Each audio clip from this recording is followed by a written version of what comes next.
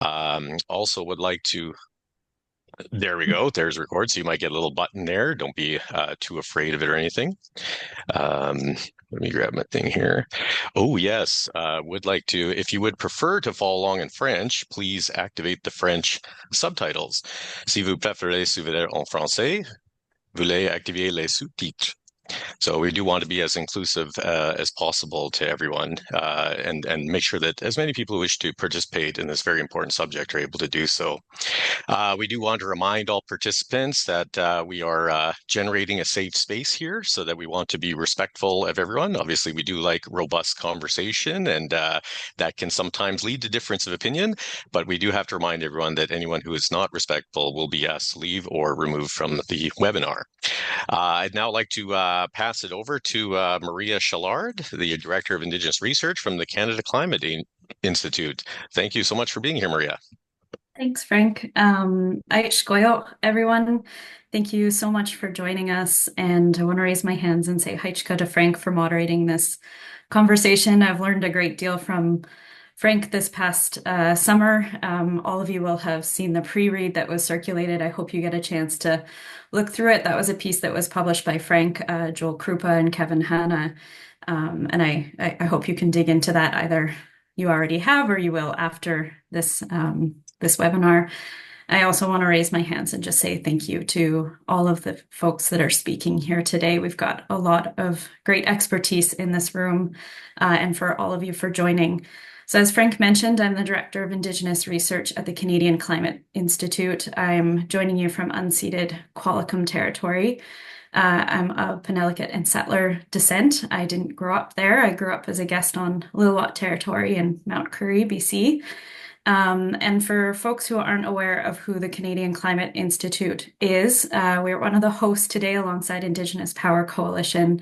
And we're an independent charitable policy organization that's located coast to coast to coast. We have staff across the country. We also are comprised of a board, expert panelists, and a council of advisors.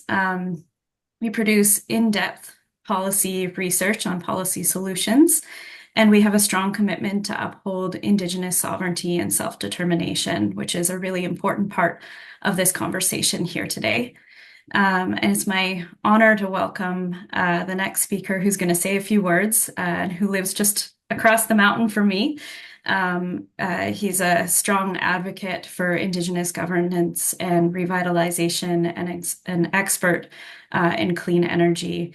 And he serves as a mitigation expert at the Canadian Climate Institute and is the Executive Director of Clean Energy BC. So please join me in welcoming Cole Kwatuma-Sayers and saying a few words. Haichka.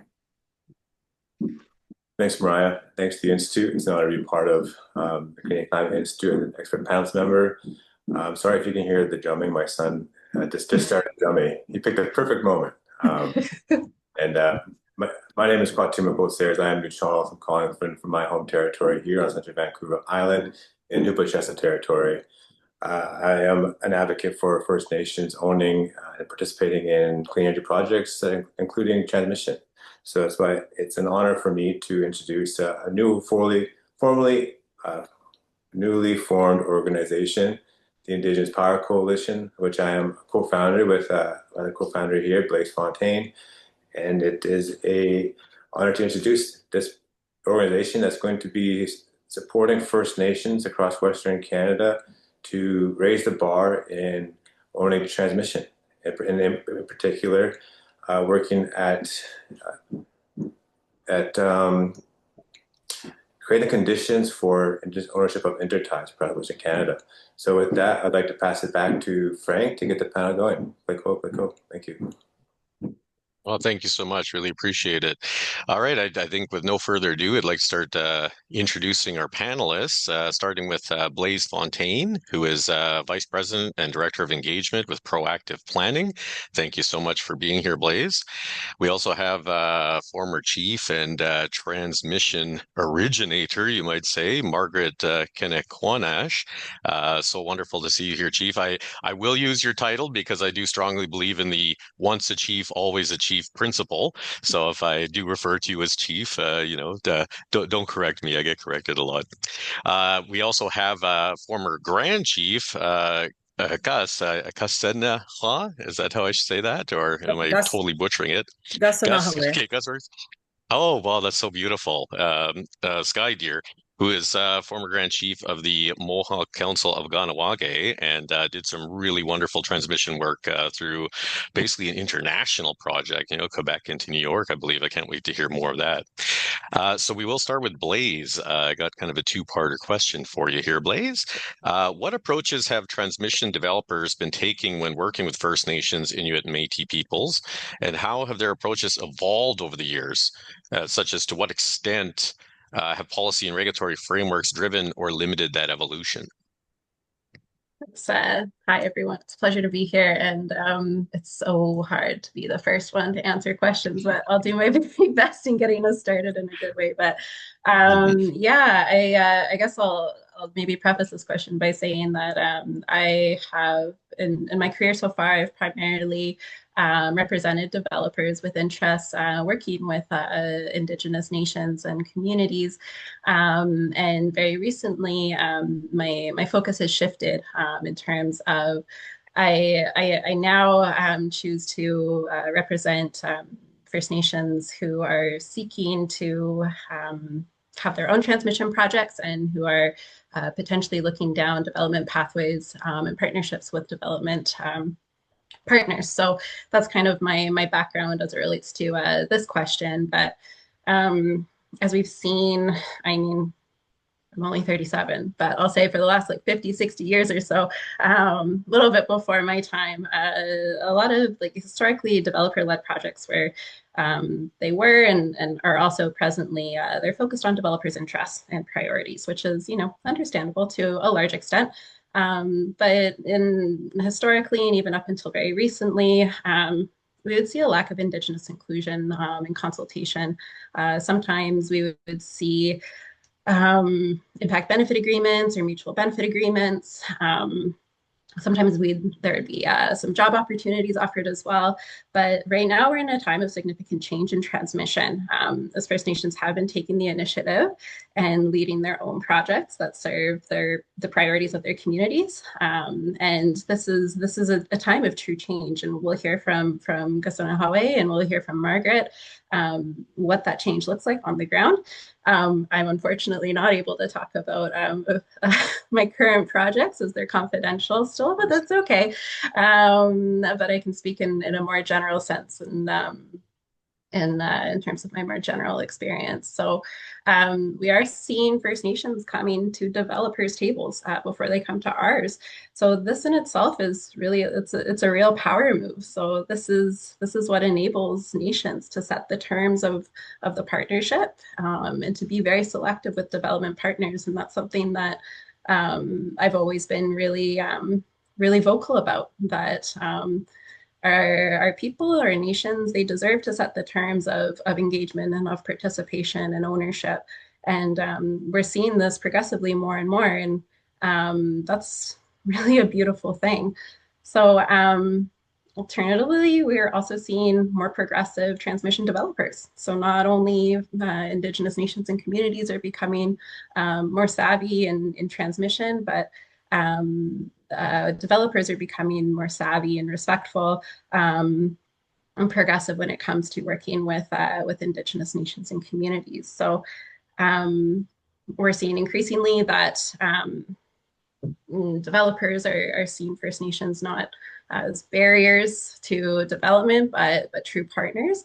And so developers they're offering new things that maybe haven't been offered in the past or historically. So we're looking at equity opportunities. Then in some cases, these equity opportunities are being offered at the onset of a project during early engagement phases. And that's really good. That's really positive. That's a step in the right direction, but it's not the complete picture. And it's not where we want to stop either as Indigenous peoples. There's still more that we need to be going after when it comes to transmission projects. So aside from equity, we're also seeing developers starting to listen to our nations when it comes to routing and siting, acknowledging concerns, offering alternatives to routing and siting.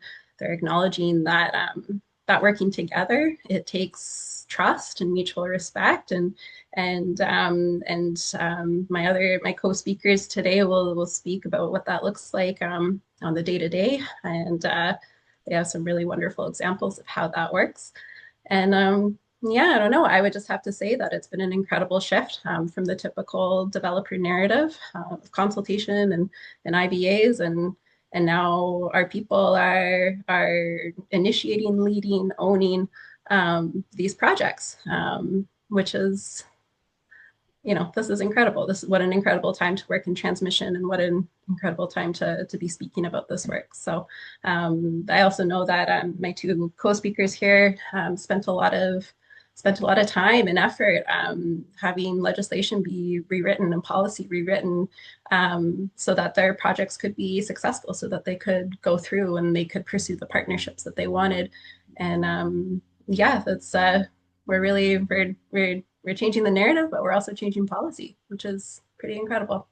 But yeah, seems kind of overall fairly positive then, you know, considering how far we've come, I guess, through the past. So yeah, no, that's wonderful. I mean, yeah, I think we have to be a little bit. I love to be positive, but I also love to be cautious. Cautiously optimistic. Yeah, Yes, yes, cautiously absolutely. optimistic. I really encourage our nations, our communities to be diligent, and like I said, to be selective in their development partners. We have the power to set the terms of these arrangements, and you don't have to take the first deal that comes your way. You don't. And it's okay to negotiate. It's okay to position yourself as a true player at these tables. And when we hear from our other speakers, we'll get some really strong examples of how that works.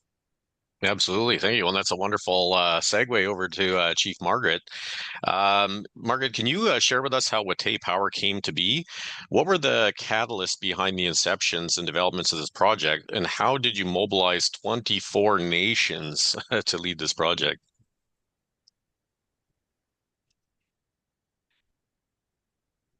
Good morning.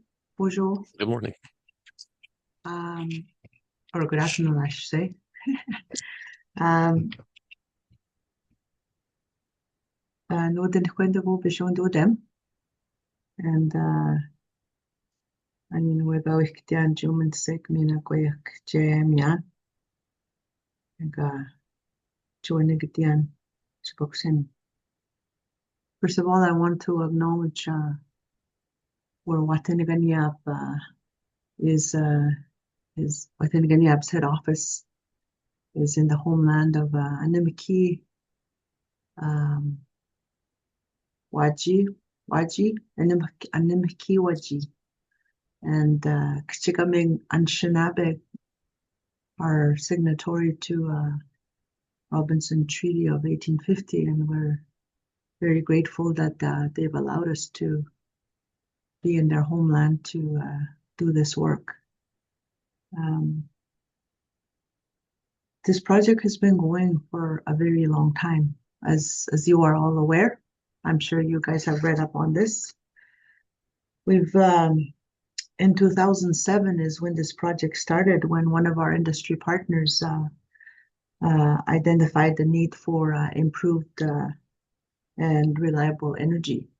But before that happened, 16 years prior to that, our First Nations were working on several projects already to talk about energy being a regional priority. And when we started talking with the industry partner at that time, the 4 First Nations and 2 tribal councils were involved.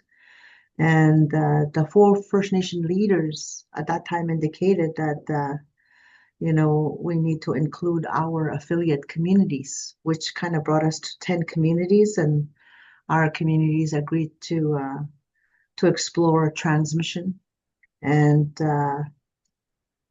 also the option of ownership. Not the option. That was the premise of the project, was ownership. It took at least 5 years worth of meetings amongst the First Nations themselves and some 20 meetings where First Nations agreed to work together and set out the mandate. During that time, our remote First Nations were all on diesel generators, and many were at capacity. We didn't have no reliable power. It was hindering growth. New houses could not be connected. We needed a solution, a permanent solution, not a band-aid fix. Like I said, one of the reasons why our partners the First Nations looked at this is ownership, that any development that happens in our homeland must be owned by First Nations and that they own it. The need and the vision, working in partnership and finding the right answer and the right partner to support that vision and mandate was one of the other works that we had done. Our leaders agreed to work together and formed a partnership. They've established principles, and they agreed to have one voice and equal partnership. And they also have been together based on those expectations and have been solid in their vision. The guiding principles set out those expectations, calling for respect, recognition in terms of who we are as Indigenous people, our First Nations people. I don't even know what it's called these days. Our way of life, our culture, educating and creating awareness on the regulatory regime so our people can make informed decisions. So when you do a big project this size, you have to think about a lot of things. First of all, you have to understand what you're getting into. And developing a major project this size, one of the first and foremost important thing that I found in this work is engagement with our communities, because it is them that will be directly impacted by whatever happens in the homeland, particularly how it affects their Aboriginal treaty rights, the inherent rights, as well as where they survive. This is where they survive. This is their homeland. And what communication are we establishing with the people? What kind of community readiness are we going to look like by way of employment, training, business, and meaningful participation involvement? When I talk about meaningful participation involvement, I talk about, workforce development. What are we looking at as an immediate source of work that will need to happen during construction, prior to construction, after construction, as we transition into operations? So it's very important that we follow the mandate and achieve towards that mandate and the vision. When there are always going to be disagreements, there are always going to be problems, but it's always good to go back to that mandate. It's better to stick to that mandate, and the mandate has to come from the people. It can't come from anybody else. It can't come from the government. It can't come from people that are working, the technical people. It has to come from the people themselves, especially the land keepers. The land keepers are the ones that are directly impacted by any major development that happens, and we must follow our protocols. There are teachings that we have as First Nation people in our that come from the natural law that we must adhere to and follow. And if you can do that, you will have a strong project. It will be successful. It took 34 years for our First Nations to get connected. Wow. Wow. It kind of seems like you put in the hard work like really upfront to build a strong foundation. Like I've always been very curious about that. Like I've struggled to get like 4 or 5 First Nations to work together because of all the different agendas they have and obviously different needs. But it really sounds like you did the work up front to establish the parameters of how to work together. Yeah, we had to the initial discussions. Like I said, there was about 20 plus meetings that happened amongst our communities and leaders, and before they agreed to partner together amongst themselves, known as First Nation Limited Partnership. And then from there, we kind of did in parallel in terms of, how do we work, with the funding, with the government, with the regulators and everything else coming to an understanding, and how do we go about that, which I'll probably comment in a bit later. Okay, sure, no problem. Well, that's a really good way to get into with Grand Chief Sky Deer. Grand Chief, what did leading the Ganawake in the deal with Hydro-Quebec to develop the Hertel line to New York demand from you as Grand Chief?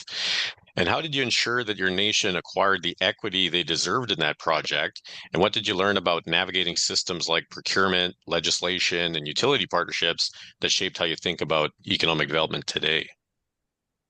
Okay, so saigo zaigo gwego, Kahsennenhawke skydir yujats, Ganawage ni duwagana, wakatahuni ni wagit roda, Konekne dokara ni gawana gets yagir nyao goasagwe dizu, gwego zinohoda desungwawi. So just a few words in the language, Ganyegaha language, Kahsennenhawke skydir, coming from Ganawage, Ganyagahaga territory, just outside of Montreal. Former Grand Chief, Wolf Clan, and, as you mentioned, historic trailblazer in terms of the signing of the Hydro-Quebec agreement. So what did it demand? I mean, first of all, we had to go through this process of righting the historical wrongs because our relationship with Hydro-Quebec had been strained. We had a lot of expropriations here in the territory. There was a lot of lines and transmission towers in the territory that weren't even in use anymore. So a decommissioning project had taken place. And for us to get fair compensation for the lines that were in our territory for a significant period of time. So we had to go backward and do that exercise. So we had already started on a path of, I'll call, reconciliation with Hydro-Quebec. Prior to me becoming Grand Chief, Joe Norton Tequirdo was our leader, and he was very pivotal in terms of sending letters to New York and saying if the Mohawks aren't involved in this project, we're not going to support it. And then, reiterating the message to Hydro-Quebec that if we're going to support your bid for this, we want to be partners in this. It's time now, looking at our community specifically. Everything cuts through Ganawage. We have the seaway goes right through our backyard. We have the Mercier Bridge. We have all, these transmission lines, everything that could have encumbered us to our land use and land loss and connection to the land. So we said, we're not giving up anymore. And if you're going to be going through our backyard, so to speak, we need to be a part of this. Fast forward years later, because this was around 2018. In 2021, I became the first woman to be elected Grand Chief of the Mohawk Council of Ganawage, and then Sophie Brochu became the first ever CEO and president of Hydro-Quebec. So the first time we met, we basically said, we have to do things different. We got to think outside of the box. First and foremost, this needs to be about relationship and connection. And, I always shared and spoke my truth about being connected to our culture, as Chief was just saying, our worldview and what we bring into the fold when it comes to these kind of projects is our balance and connection to the natural world and the environment and being protectors of that. So I think that was very instrumental in terms of convincing all the environmental justice groups through the Adirondacks into New York about why our role as Kanien'kehá:ka people was so important, because that was the worldview that we brought forward, right? And we'd always share with them Ohonda Wadekwa, the words that come before all else, and about just basically having that attitude of gratitude and acknowledging the sacredness of all the beings in creation, and that we wanted to have minimal impact, and that also a project like this would have to, contribute to trying to reconcile climate change or reduce emissions, which is what, our tide in New York City is pretty profound, right? You must have heard of Mohawk iron workers, sky workers. So that legacy of building up the city that we love, now this generation can help, bring this power through this transmission line, and help to power 1 million homes and help to reduce their carbon emission targets by 2035. And so all those, checking the box. And another historic part was, me having to go to the Quebec National Assembly and have them modify legislation so that a First Nation could be a co-owner of a transmission line like this. And again, when Sophie Brochu was asked, why are you even including the Mohawks in this? You could have done it without them. She said, well, we're going through their house.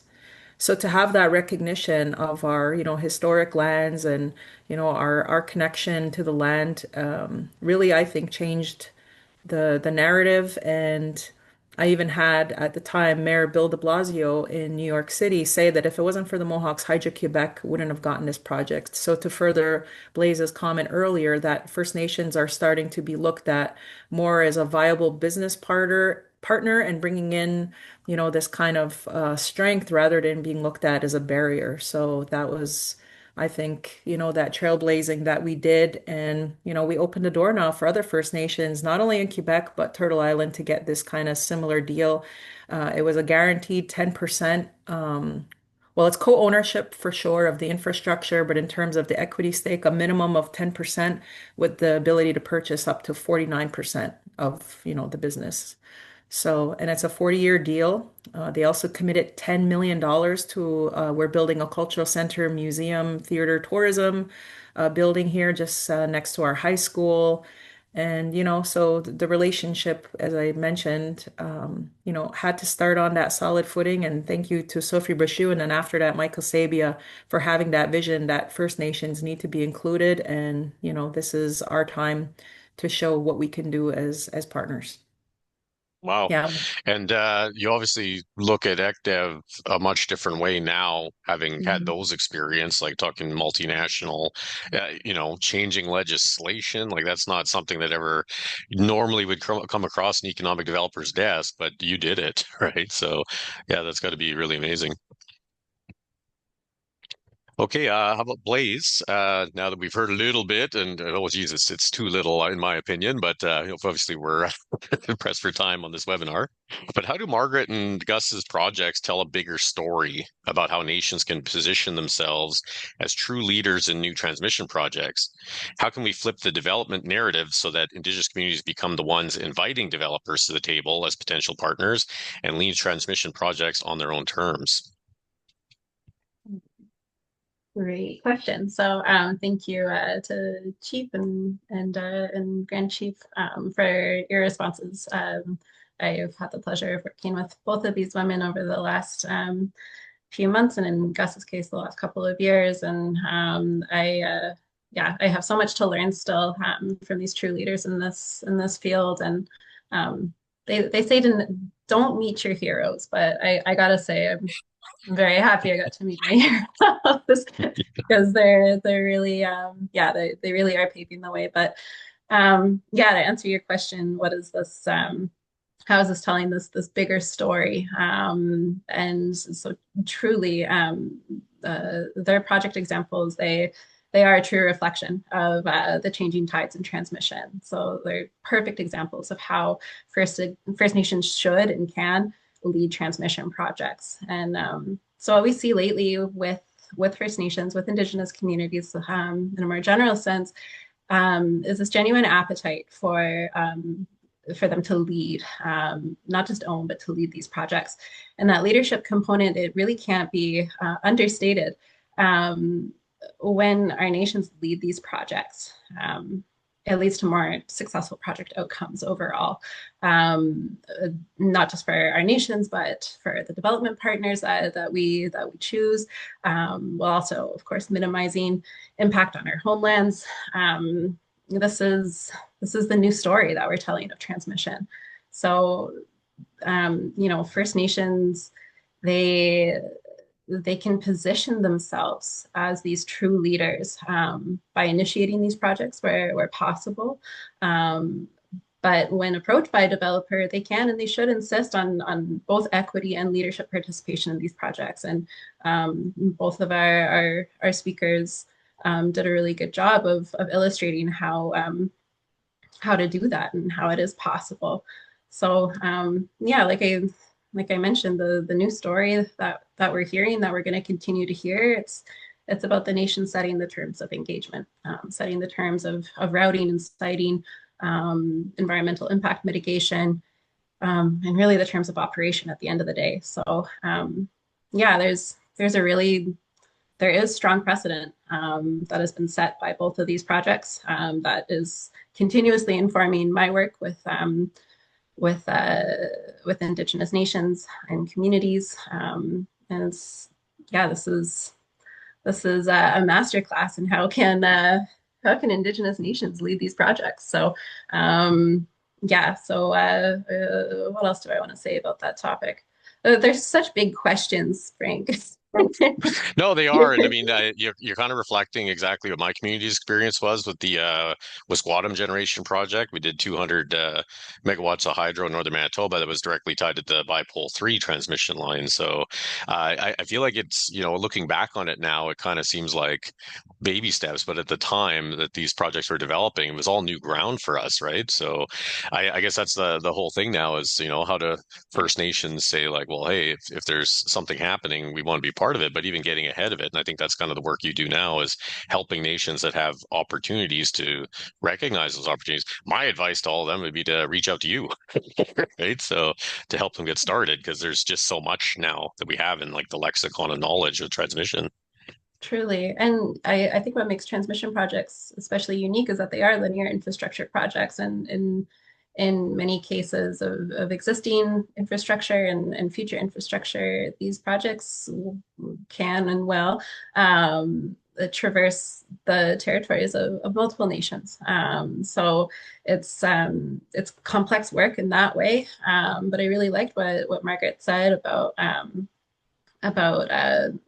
how you can bring people together and unify people, and really setting that mandate and setting your intentions at the onset, and always reflecting back on those on that mandate and that vision.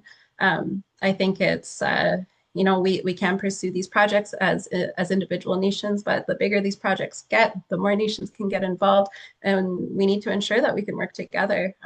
Colonialism has divided us for a very long time. And if we want to keep talking about telling a new story and rewriting this narrative, it is about working together in ways that we maybe haven't worked together in maybe hundreds of years.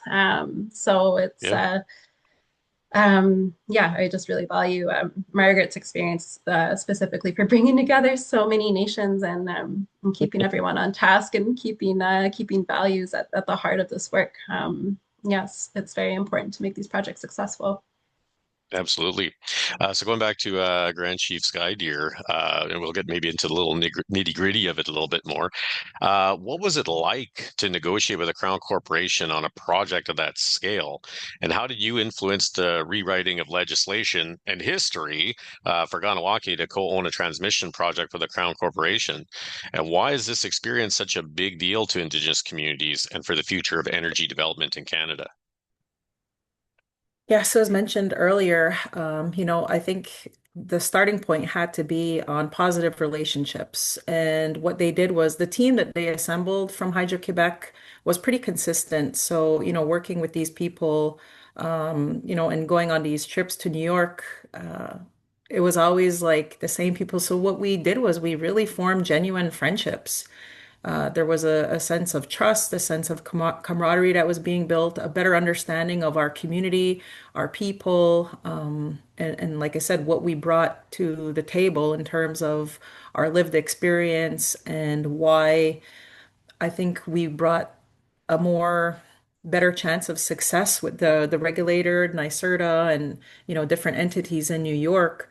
So yeah, although most people would maybe find it kind of threatening or overwhelming to work with a crown corporation, the people made the experience really genuine, if I could use those words.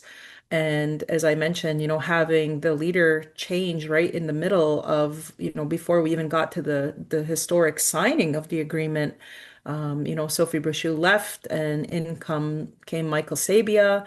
I was genuinely worried about, well, is he going to share that same vision and sentiment and, all of that trust building and that we did to the table. So I'll never forget the first time I met him.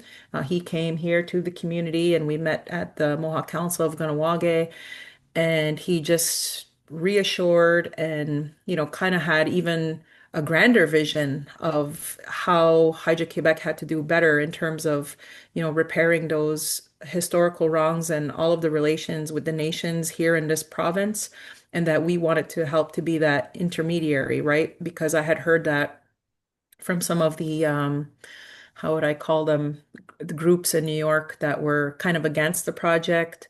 Why is it that the Mohawks of Kahnawake are benefiting? What about the Cree? What about, all the people who lost their lands and the flooding and so forth and so forth? And we said, look, it's not our place to try to reconcile what has happened in history, but it's our responsibility to show that we can move beyond some of these things that can happen and kind of turn the page on history and see where we could do things in a positive way. And I think that was part of that leadership and trailblazing and saying, you know what, we're going to take a risk here. We're going to think outside the box. We're going to try something new. We're going to see if this could be a viable project and, get us over the line. And like I said, those experiences and the true genuine people who are a part of the project, getting us over the line.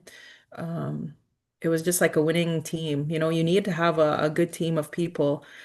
And so, yeah, I really think in terms of where this goes, I know there's been Hydro-Quebec created a blueprint, if you will, or like, where they want to be in the next 10 to 15 years as it pertains to partnerships and relations with First Nations. I think we've established that process. You have to reconcile first some of the historical wrongs and the things that have happened to restore peace, and then get to the table in a good way, and then, show that you can move things forward. So yeah, I think our It's example. almost as though you need truth and reconciliation. Is that Yeah, exactly. sounds like how you did it? Right. And Uh, we even offered to create this kind of partnership with CDPQ, the investment firm here in the city, to help other nations get the equity that they need to buy into these projects, to a higher amount to take the risk, because we've shown that we could do it. Although it's not finalized right now in terms of how much Mohawk Council of Kahnawake is going to buy in. Like I said, we were guaranteed a minimum 10%, but could purchase up to 49. It all depends on the risk tolerance of not only the council but the community and consultation. So as far as I know, that's not finalized yet, but I'm hoping they'll go for the full amount. I mean, it's guaranteed. It's 40 years. Energy is needed by everybody, so it's almost like guarantee, and let's go for it. And yeah, so see where it goes. Obviously, I'm not involved at this point anymore at that level. I'm no I longer. think you did enough for this whole project.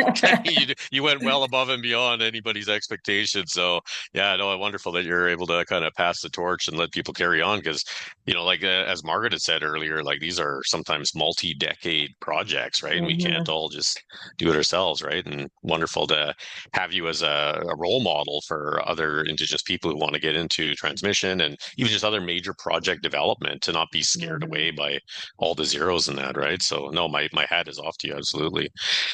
Maybe going back to Margaret, just following along, I think a good segue here is Margaret, you persevered in getting a project across the finish line that you often heard couldn't be done.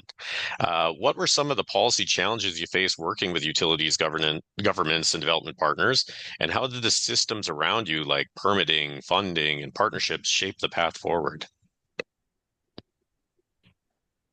I don't know if you have more than 20 minutes left, but this has been a real task in itself when we Mm, talk about policy, permitting, partnerships, and to shape a project forward, especially based on the mandate and the vision that our First Nations have established.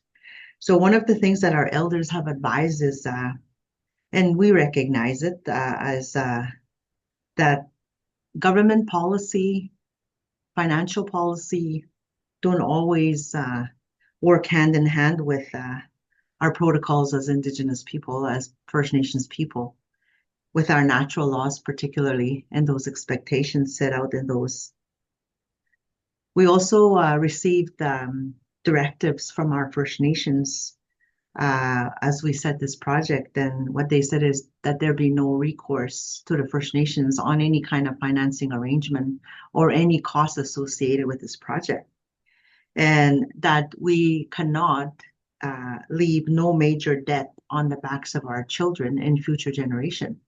So those are very, high level expectations that were set by our communities, by our First Nations people. Of course, the Ontario Energy Board, first and foremost, what they look at is the ratepayers, and us Indigenous people are also the ratepayers of electricity in Ontario. So getting the project on the map was something that we had to work with Ontario, because during that time they were looking at what they call integrated power system planning, or they called it long-term energy plan. And when their report came out the first time, which was in 2009, I think, the whole north was orange, and there was nothing planned for the north. And that's when we started working with Ontario government. How do we become a priority project based on the vision and the mandate? And how do we begin to look at the various policies and negotiate for enabling policy? All those things that we needed to work on to connect our First Nations. And so that took at least 5 years where we were able to achieve where we became a priority project. And it took a lot of meetings, a lot of discussion, a lot of public relations information about our needs, about the reason why we are pursuing this project, and of course educating our people about what energy requirements are, what that energy language is, and what those policy requirements are. This project is $1.9 billion. And we've had to do a lot of studies to make sure that, it was a self-standing project. And as you know, when our First Nations want to do major projects, equity is always an issue. So it's very important to look at ways of how are we going to enable the vision of ownership, because there's policy challenges, regulatory challenges. And so we had to also pursue commitment from both levels of government on the funding framework, reprofiling the existing cost of maintaining diesel generators over 40 years. And how are we going to enable the right partners for First Nation equity as well? And who is going to be our transmission partner to support that vision that our people have? And I would just like to say kudos to Fortis Inc. for being our partner and enabling that vision of our people, because without their support and the vision and their expertise level, then I don't have that kind of expertise. I've had to rely on other people to educate me and inform me and learn about it, including the regulatory regime. It's very important to begin to identify what those priorities are and negotiating those enabling policies in different areas and getting that support.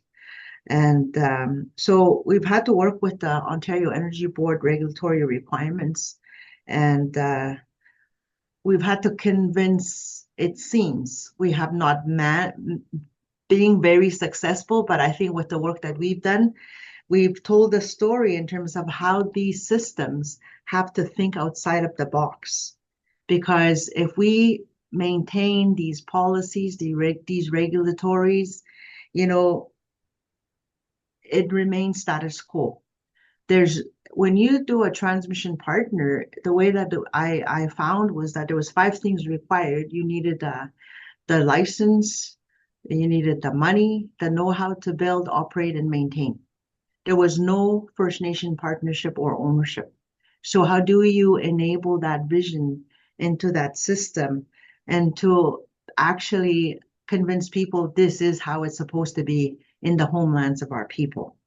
So when it comes to permitting, when it comes to funding, when it comes to partnerships, the main thing is about the vision of our people and how are we going to move forward on that basis and become a strong nation.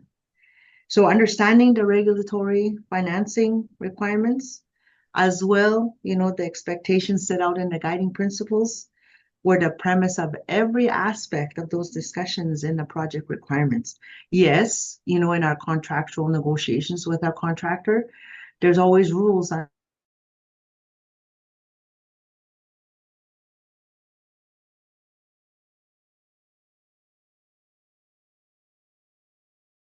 is that contractor respect and recognize the homeland of our people.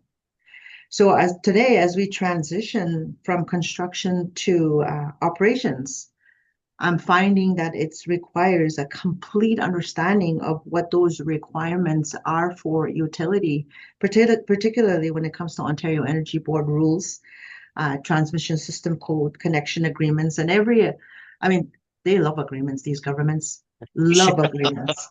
And, Yeah, and the devil's always in the details, eh? Yeah, so how do we keep those part of the compliance requirements that we have, while the premise of this project is about the vision and the mandate? And the vision is respect, recognition of who we are as Indigenous people in our homeland. And I'm sticking to that story. I'm not changing it ever. Because I believe that's the future of our people, Yeah, I totally believe in absolutely. Oh, that's wonderful. Yeah, no, and I hope that inspires other Indigenous peoples and communities to not be afraid. A lot of times when a new project is presented, usually by a proponent or sometimes by government, there's kind of this knee-jerk no, like, no, we can't do that. Like, no, we don't have capacity, because everybody's just scrambling in the community to do as much as they can do with limited resources. And something like this comes along, it just seems like a bit of a mammoth to have to swallow all on your own, eh? And it's still a mammoth. I mean, we have our daily challenges. We had major fires this year. Some of our poles burned down, the wooden poles, and and we have power outages from weather, lightning. It's trial and error. I keep telling our people we have a reliable energy, but we move forward and we continue to fix those things, maintaining that vision that we have of ownership. Yeah, absolutely. Okay, we do have a question from the audience here for maybe I'll let each panelist take a stab at here. Maybe we'll start with Blaise and go to Gus and back to Margaret.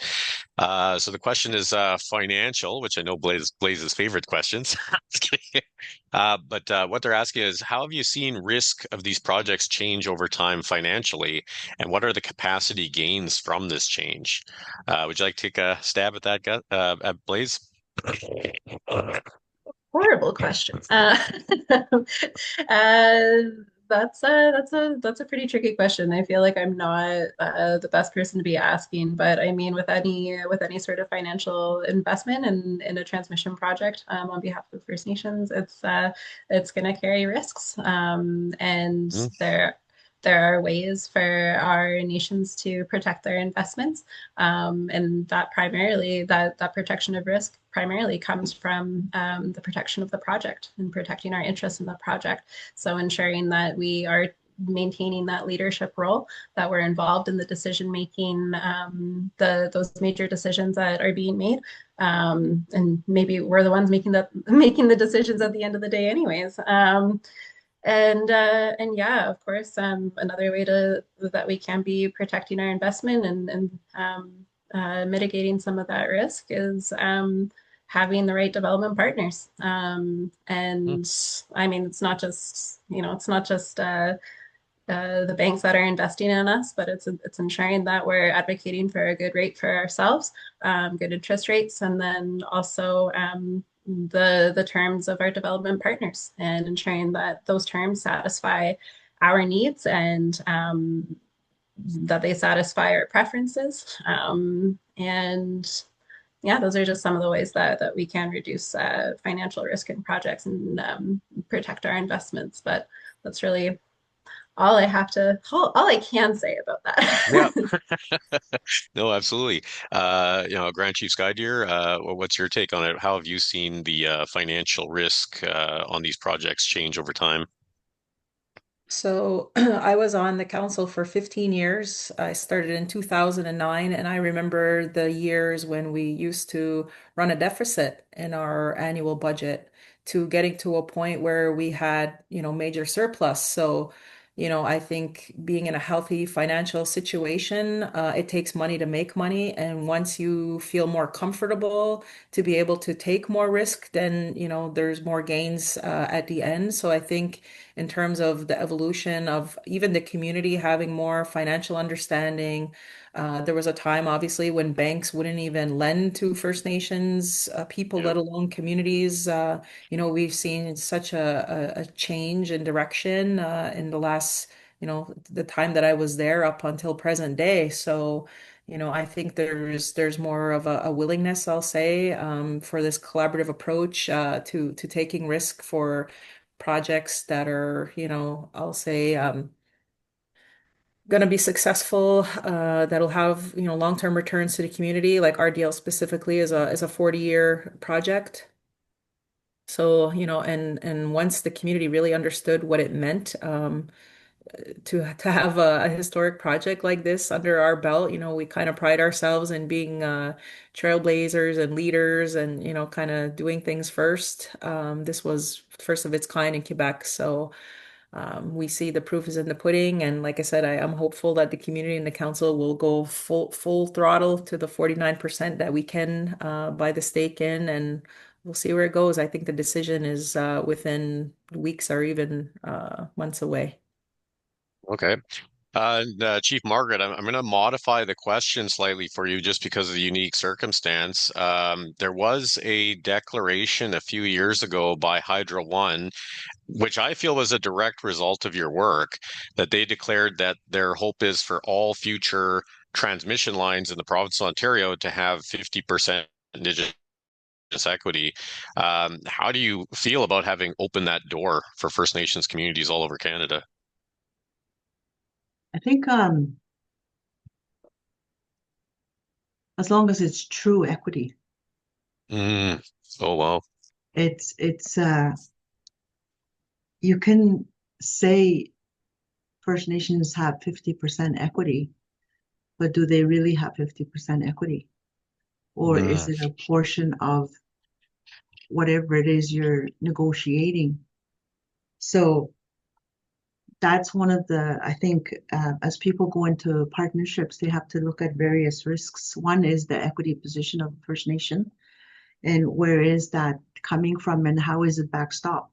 If you can't come up with your equity, who's your financial partners? The other risk that I see is in this project was the major one that we had was access to the homeland.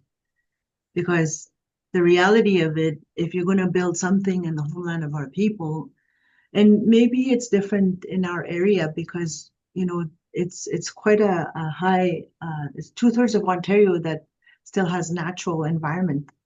There's no development in the area. Maybe there's a little bit of winter roads and whatnot. It's very remote, not really accessible. So part of our role was to make sure that we are able to access the homeland in terms of where the right of way is going to be built. And of course, there's something called COVID that was not part of our plan. That was a major risk. I mean, Yeah. it got to a point that I thought we were going to lose this project. It took some magic and a lot of work to work with our communities because our communities did not know anything about COVID, what it was bringing, and this was more of a matter of life and death for our communities, not knowing what that pandemic was about, and now we're bringing all these people from everywhere to build this line. I mean, we had 1,400 people on the ground building this line. And Wow.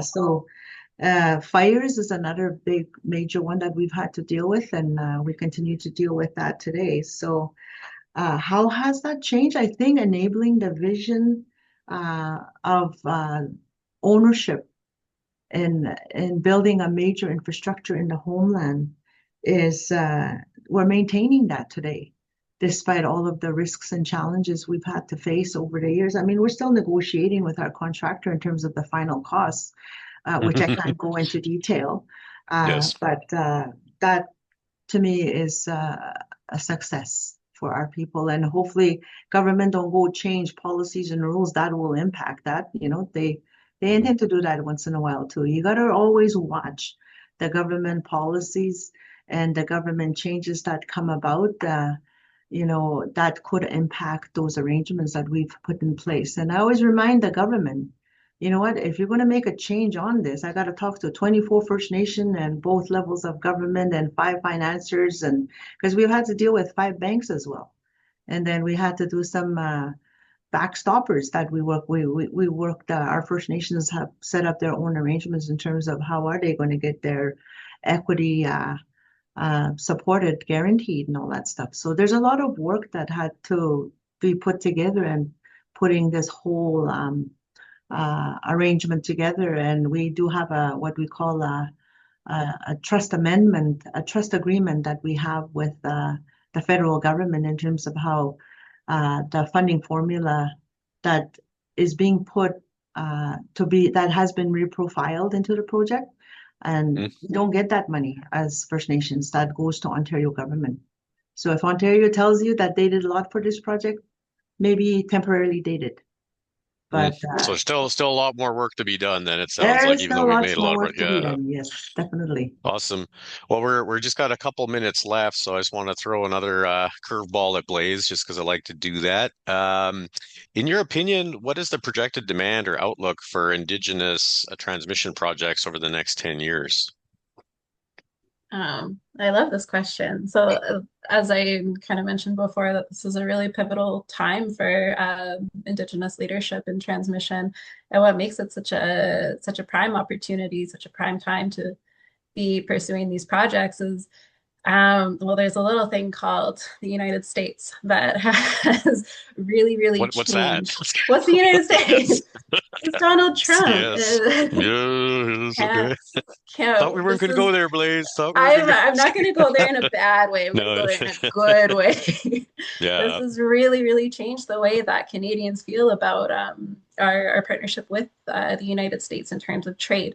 And so what we're seeing now is this shift, this emphasis between interprovincial trade.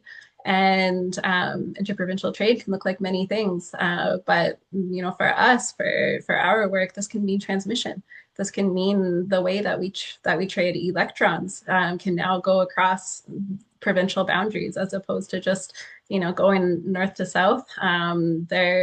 This is a prime opportunity for us to be thinking locally and for us to be thinking across provinces, but also across our treaties.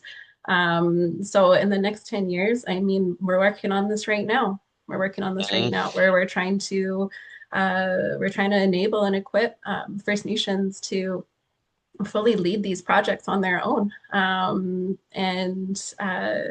ensure that they can do that, because this is the time to be doing it. We have Carney talking about all these major projects, which is, you know, wonderful. There's a little bit of there needed to be more emphasis on transmission, because if we're trying to meet provincial and national climate targets, it's not going to be with more pipelines. It's going to be with transmission, and focusing on clean generation projects and the transmission lines that enable the trade of those electrons.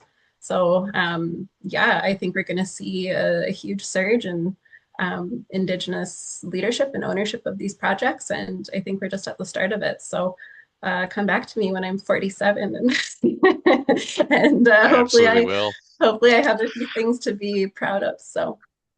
Yeah, for sure. Well, unfortunately, that's our time, everybody. But I do want to thank all the panelists, Margaret, Grand Chief Sky Deer, and Blaise. I'd like to thank the Canada Climate Institute, Dean and Maria, and Nayantara and Carlin for all their help organizing. I think we could go on all day, but obviously we got to get back to it. So, blessings to everybody. Happy for the work you've done and continue to do. And let's just keep trying to make this world a better place in the best way we can, in a good way. Thank you. Luego, Ana. Good.